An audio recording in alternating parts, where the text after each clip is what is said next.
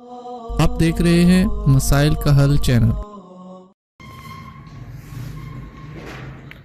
الحمدللہ وحدہ والصلاۃ والسلام علی من لا نبی بعد اما بعد قال اللہ تبارک و تعالی فی القرآن المجید اعوذ باللہ من الشیطان الرجیم یا ایھا الذین آمنوا اتقوا اللہ حق تقاتہ ولا تموتن الا وانتم مسلمون۔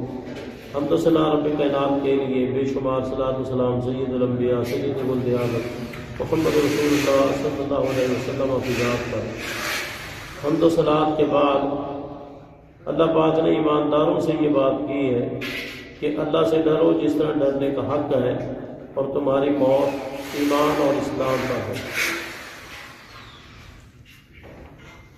یاد رکھیں، اگر کسی انسان کا خاتمہ ایمان اور اسلام پر ہو، یہ بہت بڑا اعزاز ہے اور یہ بہت بڑا اللہ کا احسان ہے اور اللہ کی نعمتوں میں سے ایک عظیم نعمت ہے۔ میں نے کہا کہ یہ جو ہم دعا کرتے ہیں اللہم اغفر لحینا و میتنا، تو اس کے آخر میں ہم کہتے ہیں اللہم من احییتہ منا فاحیہ علی الاسلام ومن توفیتہ منا فتوفہ علی الایمان۔ یہ دعا اس میت کے لیے نہیں ہے جس کا جنازہ پڑھنے کے لیے ہم جا چکے ہوتے ہیں اور میت سامنے ہوتی ہے، اس کے لیے نہیں ہے، یہ ان کے لیے ہے جو ابھی دنیا میں زندہ ہے، یعنی یہ ہم اپنے لیے اور دوسرے مسلمان جو زندہ ہیں ان کے لیے مانگ رہے ہیں کہ اللہ زندگی دے تو اسلام کے مطابق اور خاتمہ ہو تو ایمان اور اسلام پر۔ تو جو آیت میں نے پڑھی ہے اس کے اندر ہی اللہ پاک نے قانون اور ضابطہ بیان کر دیا ہے کہ جو صحیح معنوں میں اللہ سے ڈر رہا ہے تو اس کا خاتمہ یقیناً اسلام اور ایمان پر ہوگا انشاءاللہ۔ عبداللہ بن مسعود رضی اللہ عنہ کا ایک قول ہے، بس وہ سمجھ لیں اور سمجھنے کے بعد اپنی عملی زندگی اس کے مطابق بنا لیں تو انشاءاللہ انشاءاللہ انشاءاللہ ہمارا خاتمہ ایمان اور اسلام پر ہوگا۔ وہ کون سی باتیں ہیں؟ فرماتے ہیں کہ بِأَن يُطَاعَ وَلَا يُعْصَىٰ، اللہ کی بات مانی جائے، اللہ کی نافرمانی نہ کی جائے۔ بس آپ سفر میں ہیں، حضر میں ہیں، خوشی میں ہیں، غمی میں ہیں، جہاں بھی ہیں آپ اللہ کی بات مانیں، اللہ کی نافرمانی نہ کریں۔ تو یقینی بات ہے جو ہر وقت اللہ کی بات مانے گا تو اس کا خاتمہ ایمان اور اسلام پر ہوگا۔ اگر وہ کسی وقت تو بات مان لے اور کسی وقت نافرمانی کرے تو خطرہ ہے کہ کہیں موت اسی وقت نہ آ جائے جب وہ نافرمانی کرے۔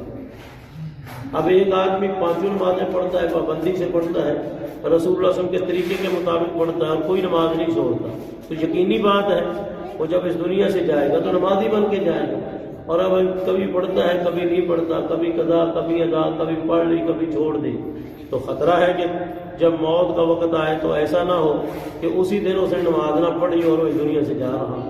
تو ہر وقت اللہ کی بات ماننی ہے، اللہ کی نافرمانی نہیں کرنی۔ اور دوسرا وَأَن يُذْكَرَ وَلَا يُنْسَىٰ، ہر وقت اللہ کو یاد رکھا جائے، اللہ کو بلایا نہ جائے۔ جو بندہ ہر وقت اللہ کو یاد رکھتا ہے وہ یقیناً اللہ کی بات بھی مانے گا، اللہ سے ڈرے گا بھی صحیح اور کام بھی اللہ کے حکم کے مطابق کرے گا۔ تو جب اس کی موت آئے گی تو یقیناً اسی حالت میں آ جائے گی۔